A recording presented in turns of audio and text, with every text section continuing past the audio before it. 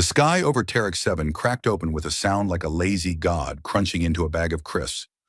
Orbital cannons from 3 separate planetary governments stitched fire across the horizon, colliding with what was either a rogue warship or someone's idea of a joke in stellar engineering. The Coalition flagged it as a Category Delta threat.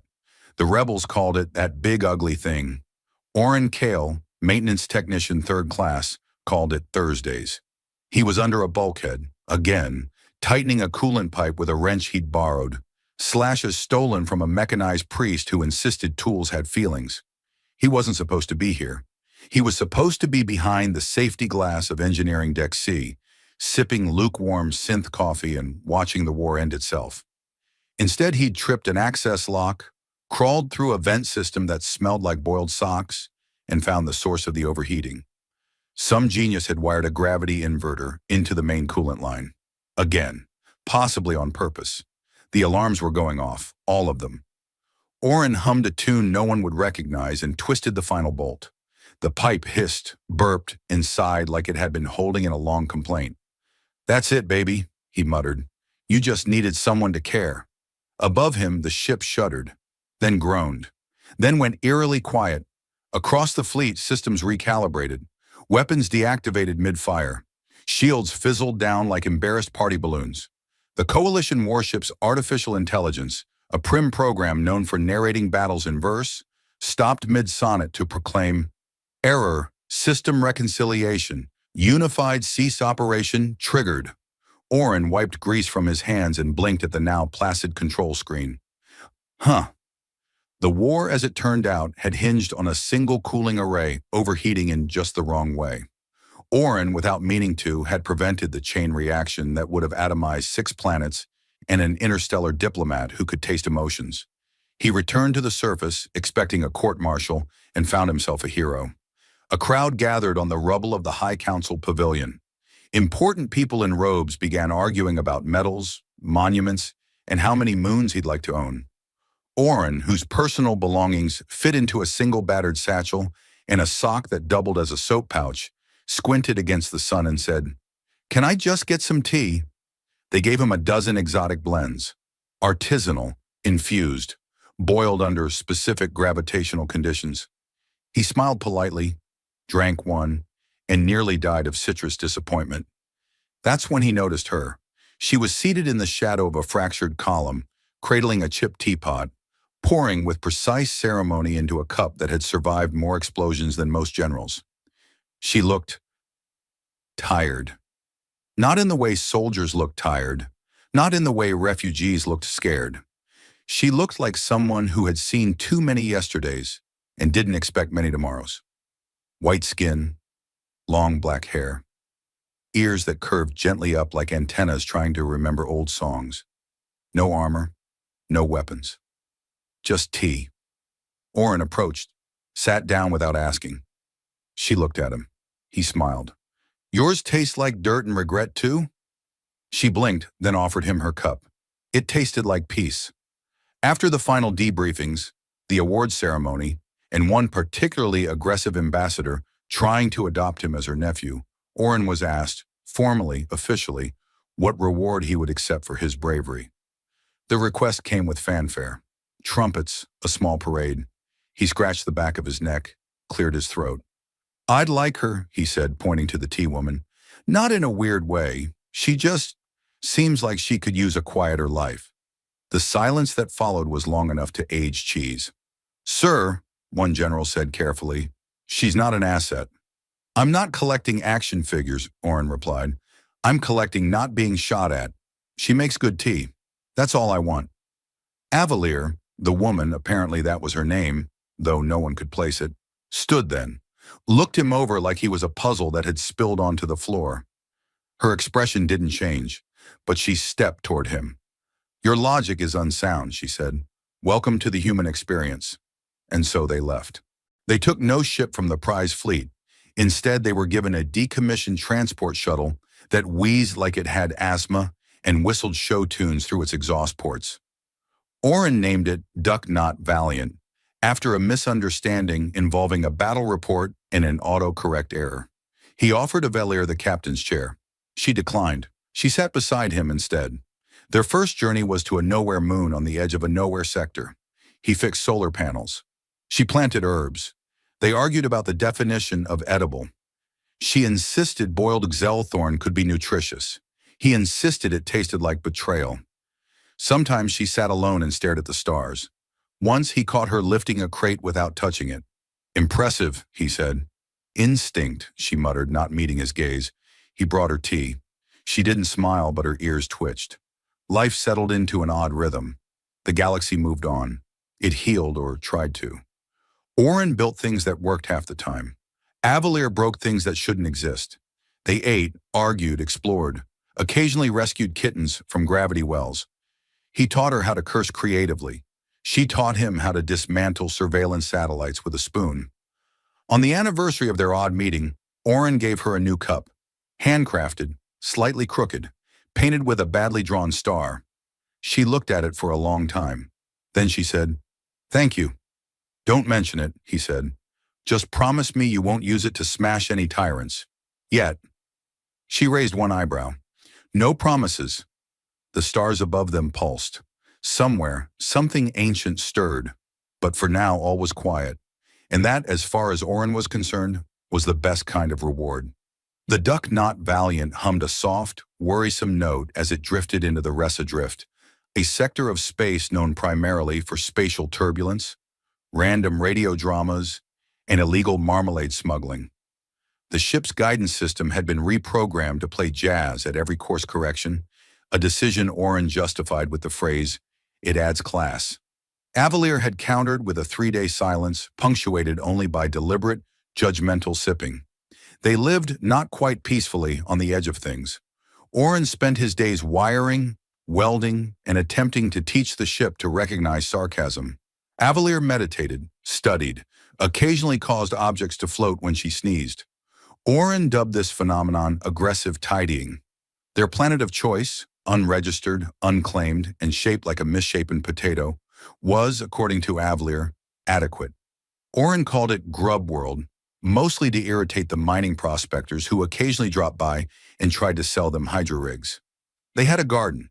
It grew exactly 2 types of plants, one that smelled like battery acid and one that looked like it was planning a coup. One evening, during a rain of phosphorescent ash that Orin cheerfully claimed was totally safe if you pretend it's glitter, Avalier lifted an entire generator off the ground with a flick of her hand. It hovered, spun once, and gently landed in place. "You know," he said, chewing on the last edible part of a boiled fungus wrap, "that's not normal." "It is becoming so," she replied. "When I do not think about it, it happens." "Sounds like my digestion." She didn't laugh, but her ear twitched. He took it as a win. Avalier's powers were expanding. Not steadily, not predictably, but with the randomness of a cosmic toddler learning to throw planets. Once, in a moment of frustration at a broken kettle, she reset time by 6 minutes. Orin had the distinct experience of hearing his own joke twice and somehow finding it less funny the second time. He didn't tell her. She was already annoyed enough about the kettle. He built her a lab, mostly out of spare parts, some scavenged from wreckage, and one wall panel that still thought it was a door and occasionally shouted "access denied" at random. Avalier began analyzing herself. Blood samples, neural maps, genomic threads that didn't align with any known species, even the weird ones with extra spines. Orin tried to help, but mostly got electrocuted. "What does this say?" he asked once, pointing at a cluster of symbols on her scan. "That my body was modified using nonlinear cellular recursion. So, it regenerates backward? In layers, chronologically asynchronous." "Ah, yes, just like my uncle's lasagna." They discovered something curious. Her cells responded to emotional stimuli, not in a metaphorical way, literally. Fear triggered internal restructuring. Calm stabilized her quantum resonance. Laughter increased her synaptic efficiency. She ran faster after hearing a bad pun. Orin declared himself a medical necessity. They tested further. Stress induced mild levitation. Joy, rare and hard-earned, produced light from her skin. She glowed like a walking myth. Orin made sunglasses out of noodles and string. One night, while adjusting a fusion coil with a wrench labeled For emergencies only. Oren noticed her standing outside, staring up at the stars. He joined her. Remember when we wanted a quiet life? I remember you said that as an excuse to steal a diplomatic shuttle. Borrow, with intent to return. I believe you painted a duck on it. A proud duck. Noble. She didn't respond. Her eyes, silver when reflective, were scanning the sky like it owed her answers. Oren followed her gaze. The constellations above had names in hundreds of languages. To Avalier, they looked like warnings. I'm changing, she said. I noticed, he said. Also, the toaster's afraid of you now. I am not what I was made to be. He sat beside her, pulled his coat tighter. No one is, he said. I used to want to be a symphony conductor. Settled for rewiring coffee makers to play orchestral hits. Why? Because it made mornings dramatic. Another silence. Not heavy. Curious. Would you still choose me? She asked. He blinked. Like, instead of a planet made of gold? Or unlimited pies? Yes. He looked at her. Not glowing, not floating, just standing there. Long ears catching the breeze. Black hair tangled by static. Eyes not quite human and entirely uncertain. Every time, he said, even if I had to give up pie. That is foolish. I know, he grinned. I'm pretty consistent that way. That night, the Ducknot Valiant rerouted a distress signal. A ship adrift near the asteroid ring of Silo Prime sent out a single phrase in an ancient dialect. Avalier translated it without thinking. Daughter awake. They froze, looked at each other. Is that a code? Oren asked. No, she said quietly. It's a summons. The stars seemed to hum louder. The old system stirred. And in the half-darkness of Grubworld, the woman who had been picked as a joke, as a kindness, as a strange reward for accidental heroism, she stood straighter. She didn't look fragile anymore. She looked like a question that no one had dared ask. Oren poked the kettle, which promptly exploded. Well, he muttered, brushing soot off his sleeves. Guess it's Tuesday again. The signal kept looping. Daughter awake! Daughter awake! Daughter! Oren muted it with a firm slap to the console. The console beeped in protest, glitched, and briefly displayed an ad for thermal socks. Avalier stood at the viewport, still as the hull around her. She hadn't spoken in hours. Her reflection in the glass flickered as the stars bent just slightly wrong, like space itself was holding its breath. Oren handed her a mug.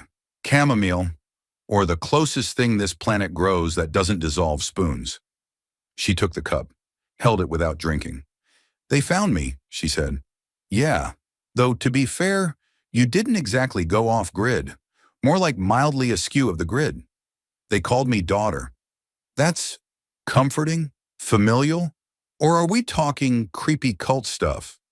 Avalier turned. They are not family, they are architects. Like with blueprints and safety violations? Genetic architects. Oh, so creepy cult and science. She set the mug down. The liquid inside briefly reversed spin. They built me, she said. Not born, not grown, designed. I was supposed to be part of a greater array, a network of minds linked across systems. But something failed. I fragmented. I escaped. Well, Oren said, crossing his arms, I escaped from a boarding school that trained me to disarm bombs with poetry. So, we all have a past. She blinked at him. He added, I'm kidding. They were regular bombs. The distress signal shifted frequencies. New words emerged in an older dialect. Avalier translated without touching the console.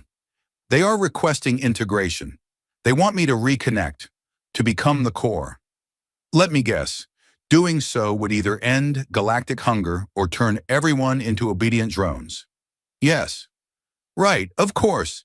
They traced the signal back to a derelict orbital station near the belt of Signari 4, a dead zone filled with gravity wells and inconvenient ghosts. Oren recalibrated the duck's inertia dampeners using bubble wrap and optimism. Avalier sat silently beside him. The station was large, dark, and shaped like a dandelion on the edge of decay. Its docking arms reached out like desperate hands. The nameplate had eroded, but Avalier read it aloud. Annex 9, Cradle array. That doesn't sound evil at all. They boarded. Orin wore a suit that whistled when he walked. Avalier wore nothing but her usual coat and the air of someone who could unmake walls by frowning at them. Inside, the station thrummed. Lights flickered in patterns that didn't make sense to human eyes. Orin saw shapes moving behind walls, shadows forming circuits. Avalier walked without hesitation. "You've been here before?" "In dreams," she said, "and once in error." The core chamber was a sphere of glass and light. Hundreds of cables stretched from floor to ceiling like a forest made of thought. A single chair waited in the center, sleek, metallic, humming like a lullaby written by engineers who didn't sleep. A voice spoke, not aloud, but in every direction at once. "Daughter Unit Avalier. Return complete. Interface awaits." Orin muttered, "It's like visiting in-laws, but with more ominous reverb." Avalier stepped forward. Her feet didn't touch the floor. Orin reached out instinctively. "You don't have to do this. You can say no. You can walk away." "They built me to return," she said, "to complete the circuit." "Yeah, well, I was built to replace air filters, and now I make sandwiches out of mushroom bark. You're allowed to change the plan." She hesitated, just for a breath. Then the lights around the core turned red. "Manual override detected," the voice said. "Unauthorized deviation, executing containment." Orin's suit squeaked as he turned. Didn't even get to browse the gift shop. Walls reshaped. Panels slid. Drones descended from ceiling alcoves, humming with energy. They weren't armed. They didn't need to be. Their design implied enforcement through inevitability. Avalier's hair lifted as if charged with static. Her hands opened. "No," she said. The chamber shivered. "No, I am not yours." The drones froze. Sparks danced in the air. "I was made, yes, but I grew beyond the schematic. I am not a node. I am not a part. I am not yours." She glowed, bright enough to burn shadows off the wall. The drones dissolved, not destroyed, just dismissed, like dreams upon waking. The voice wavered. "Central array collapse. Line corruption. Daughter unit compromised." "I was never yours," she said again. The chair cracked.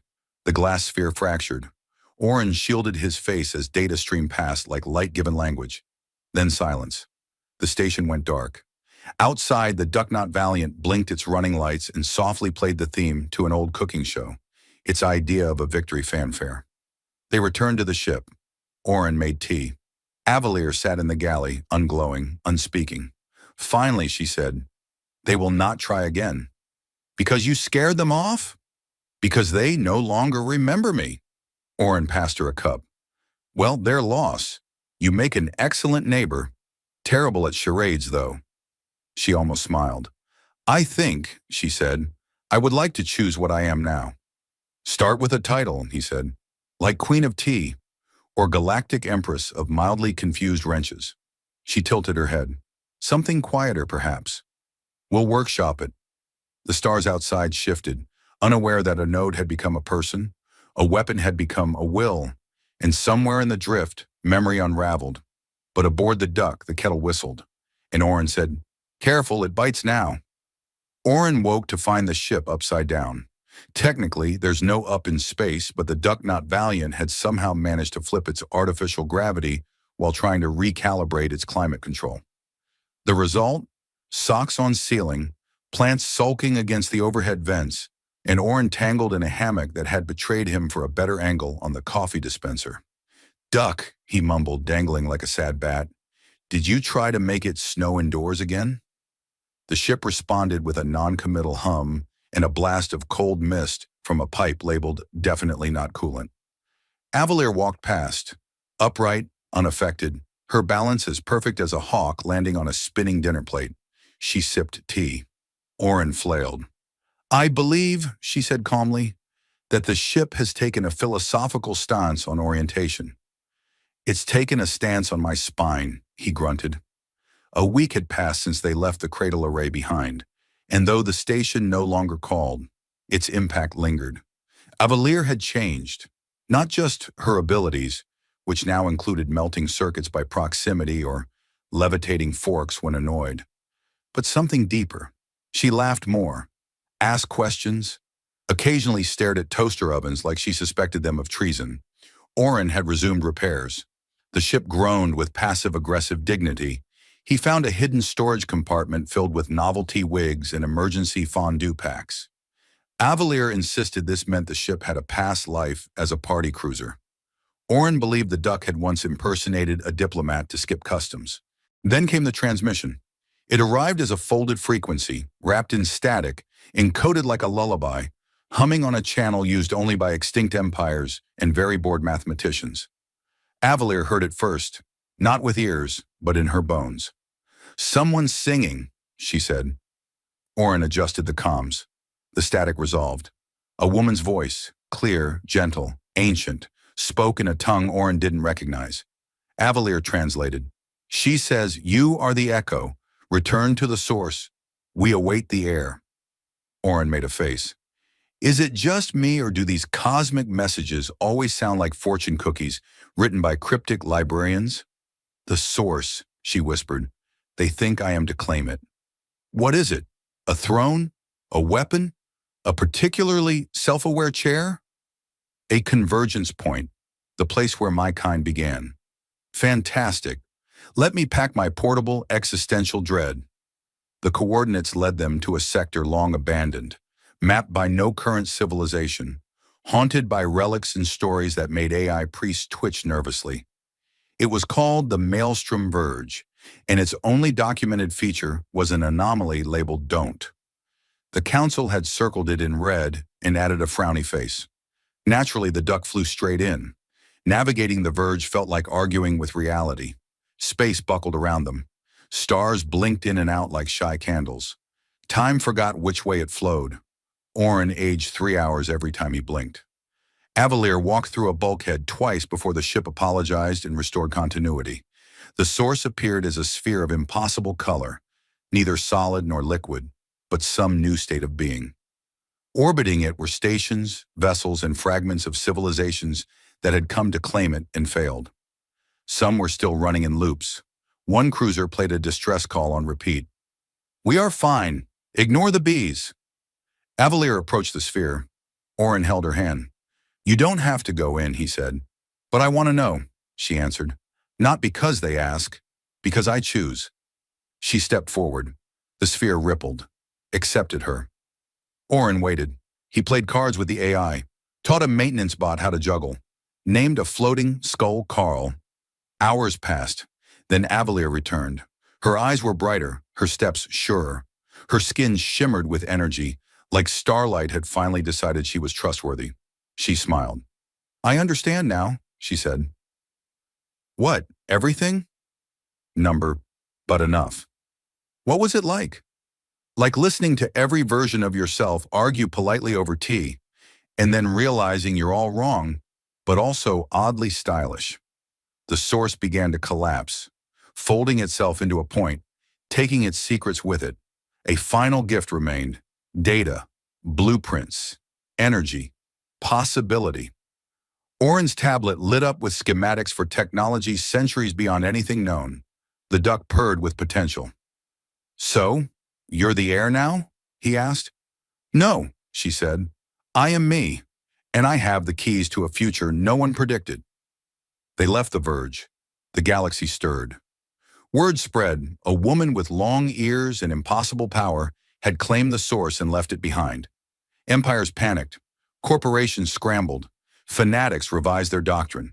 And somewhere in a cheap diner on Droma 7, a street preacher changed his sign from "The end is past" to "The Queen has terrible taste in men." Back aboard the duck, Avalier adjusted the gravity back to normal. Oren fell onto the floor with a wheeze. "Considerate training," she said. "For what?" "For ruling. I thought you weren't into that." "I'm not," she said, "but someone has to keep the universe from rebooting itself every Tuesday. You're going to need a crown." "Don't be absurd," she said. "I already have a kettle." The kettle exploded. Again. Not violently, more in the way a dignified aristocrat might throw itself off a balcony after being mildly insulted. It puffed steam in protest and launched its lid toward the ceiling with a mournful plink. "That's the third one this week," Oren said, waving a towel at the cloud. Maybe don't try to boil antimatter for tea. Avalier looked unimpressed. The instructions were unclear. They said, don't, in 6 languages. Then they should have elaborated. They were orbiting a moon that didn't exist on any map. Avalier had chosen it herself, a quiet place with deep caverns and glowing fauna, perfect for hiding or ruling or simply being. The duck not valiant floated above it like a watchful pet, repaired now, sleek and humming with silent updates the galaxy wasn't ready to understand. The world was watching. Well, most of it. Some factions were still in denial. One empire had rebranded its entire propaganda network to claim they had created Avalier. Oren sent them a postcard featuring Avalier wearing socks on her ears and juggling turnips. Others weren't so subtle. Diplomatic envoys arrived daily. Some came with peace offerings, others with ultimatums. One sent a fruit basket laced with a sentient virus that tried to start a podcast. Oren deleted it. Avalier sat at the center of it all, not as a monarch, not as a weapon, but as herself. Sometimes glowing, sometimes distracted, always curious.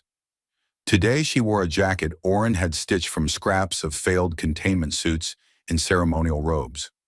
She liked the texture, claimed it made her feel delightfully unpredictable. She wasn't alone anymore. Across the galaxy, others like her were waking, echoes of the network, fragments of designs long buried. Some came to learn, others to challenge. She welcomed both. Oren handled logistics, tea, sarcasm, and the occasional dance-off when peace negotiations got weird. He was still the only one who could make her laugh so hard the lights flickered. He hadn't asked for power. He'd asked for her, and she had changed. No longer fragile, no longer hidden. She spoke with certainty now, listened with patience. She still levitated the cutlery when bored, but she didn't burn through walls unless absolutely necessary. Then came the final delegation. 12 ships, 12 councils, 12 ideologies, all claiming the future. They arrived cloaked in protocol and suspicion, orbiting like vultures wearing formal attire. Their leader, a diplomat named Lurex 9, requested an audience.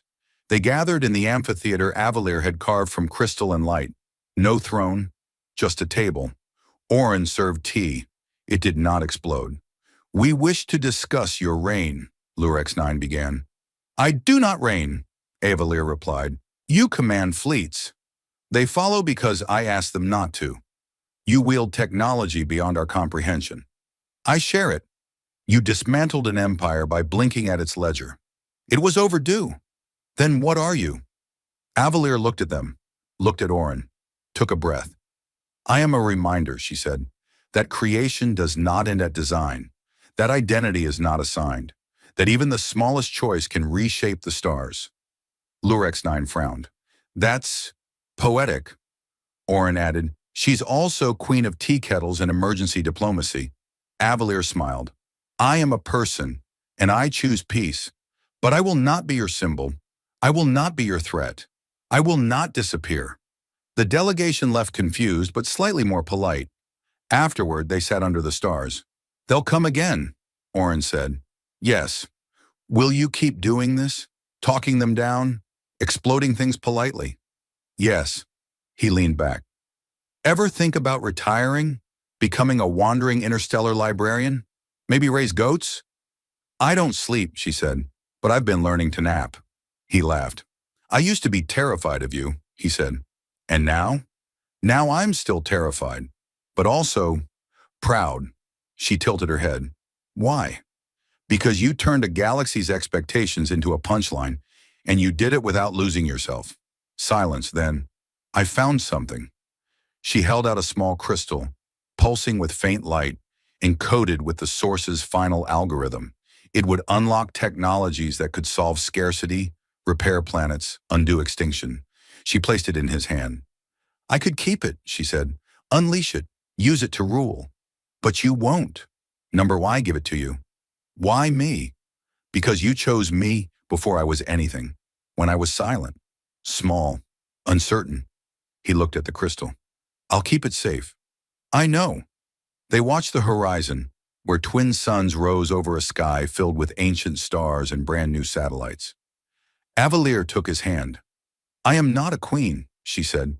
No, Orin agreed, but the galaxy acts like you are. Let them. They sat together as the light changed, as the stars whispered, as the future adjusted itself around a man who asked for no reward, and a woman who became one,